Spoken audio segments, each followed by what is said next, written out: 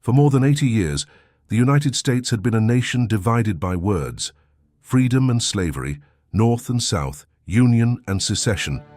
But in the darkness before dawn, those words became fire. A single cannon roared across Charleston Harbor, and history split in two. In that instant, every compromise collapsed and America crossed a line it could never return from. This was the shot that ignited the Civil War. Charleston Harbor, South Carolina, April 12, 1861, 4:30 in the morning. The air is thick with salt and tension. For months, 80 Union soldiers have been trapped inside Fort Sumter, surrounded by 43 Confederate artillery positions. Their commander, Major Robert Anderson, hasn't slept in days. His supplies are nearly gone, his men are exhausted, and now, from the darkness across the water, a single mortar shell screams into the sky.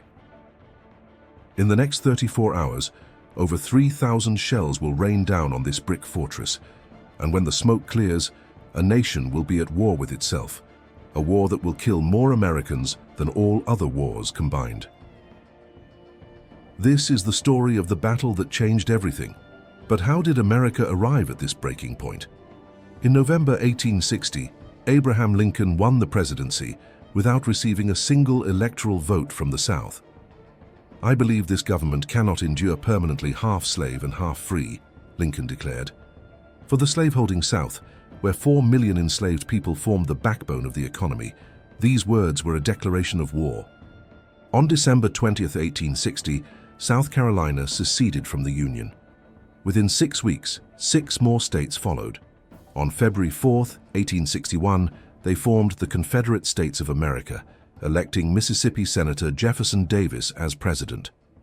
But while politicians debated, a crisis was brewing in Charleston Harbor. The federal government still held 3 forts: Castle Pinckney, Fort Moultrie, and the massive unfinished Fort Sumter. For South Carolinians, these were symbols of northern oppression, occupying what they now considered a sovereign nation. In command of these federal forces was Major Robert Anderson, a 55-year-old career officer with an impossible position. Born in Kentucky to a family that owned slaves, married to a Georgian woman, Anderson was a Southerner by birth and sympathy. Yet he had sworn an oath to the United States Army, and that oath held firm.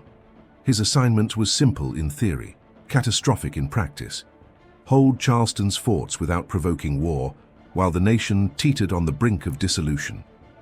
Anderson understood that his small garrison at Fort Moultrie, positioned on Sullivan's Island with its guns facing the sea, could never withstand an assault from land.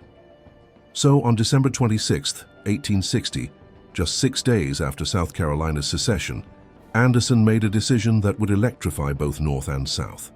Under cover of darkness, he evacuated his 80 men from Fort Moultrie and moved them to Fort Sumter, the strongest position in the harbor. Charlestonians awoke to see the stars and stripes flying over Fort Sumter. One resident wrote that Anderson's move was like casting a spark into a magazine. South Carolina's governor demanded Anderson's immediate withdrawal. Anderson refused. President James Buchanan, in the final months of his presidency and desperate to avoid war, sent no reinforcements. On January 5, 1861, a civilian ship called the Star of the West attempted to resupply Anderson's garrison with 200 soldiers and provisions. As it approached Charleston Harbor on January 9th, cadets from the Citadel, South Carolina's military college, opened fire. The ship turned back. Anderson, unwilling to escalate the crisis, held his fire and watched the supply ship retreat. His men were now isolated, running low on food and completely surrounded by an enemy that grew stronger every day. By March, newly inaugurated President Abraham Lincoln faced the crisis that would define his presidency. His predecessor had left him with an impossible situation: abandon Fort Sumter and appear to recognize Confederate independence, or attempt to resupply it and risk triggering war. Lincoln's advisors were divided. His military commander, General Winfield Scott, urged evacuation. The fort had no strategic value, Scott argued, and relieving it would require 20,000 troops, more than the entire United States Army, most of whom were scattered across the western frontier. But Lincoln had pledged in his inaugural address to hold, occupy, and possess the property and places belonging to the government. Abandoning Fort Sumter would be a betrayal of that promise. On April 4th, Lincoln made his choice. He would send ships to resupply Fort Sumter with food and provisions only. No reinforcements, no additional weapons. He notified South Carolina's governor of his intentions, framing it as a peaceful mission of mercy. But to the Confederates, any attempt to maintain the federal presence at Fort Sumter was an act of aggression. In Charleston, Confederate President Jefferson Davis received Lincoln's notification with fury. To Davis and his cabinet, resupplying Fort Sumter was tantamount to war. On April 9th, Davis made his decision: strike a blow. He ordered Brigadier General Pierre Gustave Toutant Beauregard, commander of Confederate forces in Charleston, to demand the fort's surrender. If Anderson refused, Beauregard was to reduce Fort Sumter to rubble. The general chosen for this task was no stranger to Anderson. In fact, just 2 decades earlier, Beauregard had been Anderson's student at West Point, where Anderson taught artillery tactics. Now teacher and student would face each other across Charleston Harbor, bound by duty to opposing nations. Beauregard was 42, a Louisiana Creole with a brilliant engineering mind. Wounded twice in the Mexican War, he had briefly been West Point superintendent in January 1861 before resigning when Louisiana seceded. Now, as the Confederacy's first brigadier general, he had transformed Charleston Harbor into a death trap. 43 artillery positions ringed Fort Sumter, mounting everything from 10-inch mortars to 42-pounder cannons. From Fort Moultrie, Fort Johnson, Cummings Point, and a floating battery, Confederate guns could deliver devastating crossfire. Beauregard knew every weakness of Fort Sumter's defenses. He had helped design these fortifications years earlier, when he wore a different uniform. On April 10th, 3 of Beauregard's aides, all polite Southern gentlemen, rode across to Fort Sumter under a white flag. They carried a formal demand for surrender. Major Anderson received them courteously in the fort's Sally Port. He read Beauregard's message carefully, then replied with equal formality: "I have the honor to acknowledge the receipt of your communication demanding the evacuation of this fort, and to say, in reply thereto, that it is a demand with which I regret that my sense of honor and of my obligations to my government prevent my compliance." But as the Confederate officers prepared to leave, Anderson added something unexpected. He mentioned, almost casually, that his supplies would run out by April 15th. If the Confederates simply waited a few more days, starvation would do their work for them. Beauregard immediately relayed this to Montgomery. Davis and his cabinet debated through the night. Lincoln's supply ships were en route. If they reached Fort Sumter, the Confederacy would appear weak. Davis sided with the Hawks. Shortly after midnight on April 12th, Beauregard's aides returned with a final ultimatum: evacuate immediately or face bombardment. Anderson stood in the lantern light, surrounded by his exhausted officers. He asked for more time. They refused. Anderson dictated his response: "I will await the first shot, and if you do not batter us to pieces, we will be starved out in a few days." The Confederate officers noted the time, 3:20 a.m., and departed. At 3:30 a.m., Beauregard's aide-de-camp delivered the final message to Anderson. "By authority of Brigadier General Beauregard, commanding the provisional forces of the Confederate States, we have the honor to notify you that he will open the fire of his batteries on Fort Sumter in 1 hour from this time." 1 hour. Anderson ordered his men to their battle stations, though he knew the gesture was nearly futile. Fort Sumter had been designed to mount 135 guns on 3 levels. But the fort was still unfinished, and Anderson's tiny garrison could only man the guns on the lowest level, just 21 cannon out of the fort's full armament. Worse, these guns were positioned in casemates designed to fire at ships approaching from the sea, not at land batteries firing down on them from elevated positions. Anderson's men would be shooting nearly blind, their view obscured by the fort's own walls, while Confederate gunners enjoyed clear lines of fire from every direction. At exactly 4:30 a.m., from a battery near Fort Johnson on James Island, a single mortar shell streaked into the pre-dawn sky. It traced a graceful arc over the dark water, burning like a falling star, and exploded directly over Fort Sumter. The signal shot. For a brief moment, Charleston Harbor fell silent. Then, moving counterclockwise around the harbor, the Confederate batteries erupted in sequence, each position firing in turn, 2 minutes apart, a carefully orchestrated symphony of destruction. Fort Moultrie's heavy guns roared. The iron battery at Cummings Point opened up. The floating battery added its fire. Mortars lobbed their shells in high, deadly parabolas. Within minutes, the entire harbor was ablaze with muzzle flashes and the thunder of artillery. The bombardment of Fort Sumter had begun. Inside Fort Sumter, the walls shook with each impact. Shells screamed overhead and exploded against the fort's brick walls, sending fragments of masonry flying through the air. Mortar rounds arced down from above, detonating in the parade ground with earth-shaking concussions. The noise was beyond deafening, a continuous roar that made thought nearly impossible and communication dependent on shouted orders and hand signals. Anderson's men crouched in the casemates, their faces blackened with powder smoke, their ears ringing. They had survived the first hour. Now came the question, could they survive the next 33? Anderson made a calculated decision. With only 21 operational guns and limited ammunition, he couldn't afford to waste a single shot. He ordered his men to hold their fire until daybreak, when they could actually see their targets. For 2.5 hours, the Union garrison endured the Confederate bombardment without returning fire, huddling in the fort's lower levels as shells rained down relentlessly.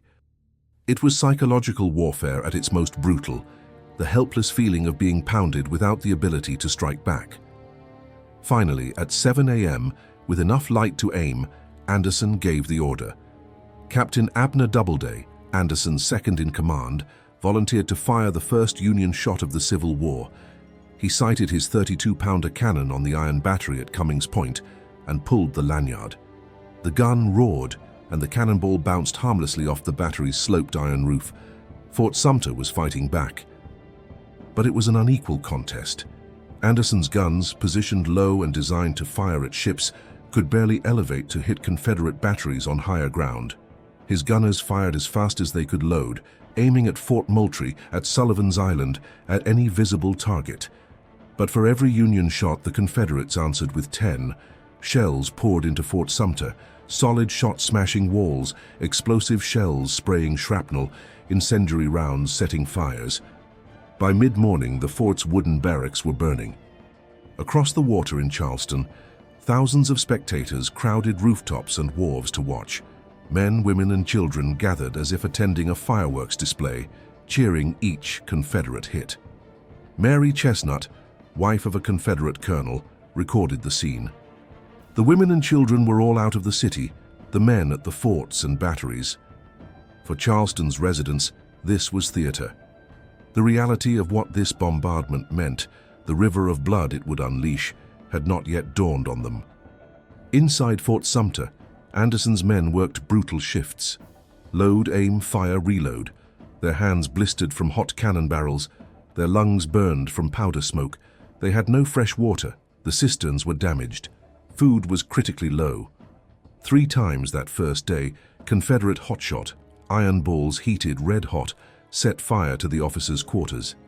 Each time, Anderson's men formed bucket brigades and extinguished the flames. But they were fighting 2 enemies now: Confederate guns and fire itself. As night fell, the bombardment continued. Muzzle flashes lit Charleston Harbor like lightning.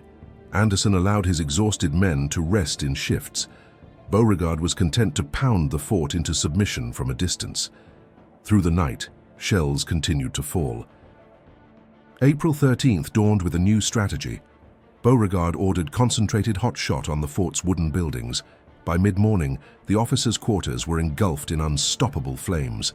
Thick smoke poured through Fort Sumter, making breathing nearly impossible. Fire spread to the barracks, creeping closer to the magazine where 300 barrels of gunpowder were stored. If the magazine exploded, every man in Fort Sumter would die instantly. Anderson ordered his men to roll 50 barrels of powder into different casemates, then seal the magazine door and bury it with earth. His soldiers worked frantically, coughing in the smoke as flames advanced on all sides. By noon, Fort Sumter was an inferno. The heat was so intense that men pressed wet handkerchiefs to their faces just to breathe. Cartridges were exploding from the heat. The American flag, a massive garrison flag measuring 20 by 36 feet, had been shot away twice and raised again each time. But now the flagstaff itself was burning. When it finally toppled, Confederates watching from their batteries cheered, thinking Anderson had surrendered. They were wrong. A group of Union soldiers braved the fire, lashed the flag to a makeshift pole, and raised it once more over the burning fort. But as the flag rose again, Confederate soldiers at Cummings Point stood, removed their caps, and saluted their enemy's courage. Even in war's fury, honor flickered, yet honor could not stop the fire. By early afternoon, Fort Sumter was untenable. Only 4 barrels of powder remained.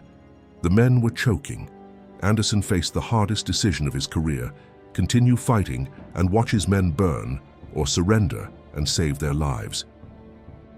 At 1:30 p.m., silence fell. The guns stopped. A boat appeared under a white flag carrying Louis Wigfall, a former Texas senator. "Sir, your flag is down," Wigfall said. "Let us stop this." Anderson agreed to discuss terms.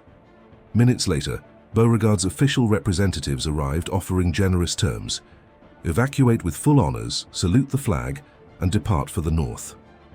Anderson accepted. At 2:30 p.m. on April 13th, after 34 hours of bombardment, Major Robert Anderson surrendered Fort Sumter.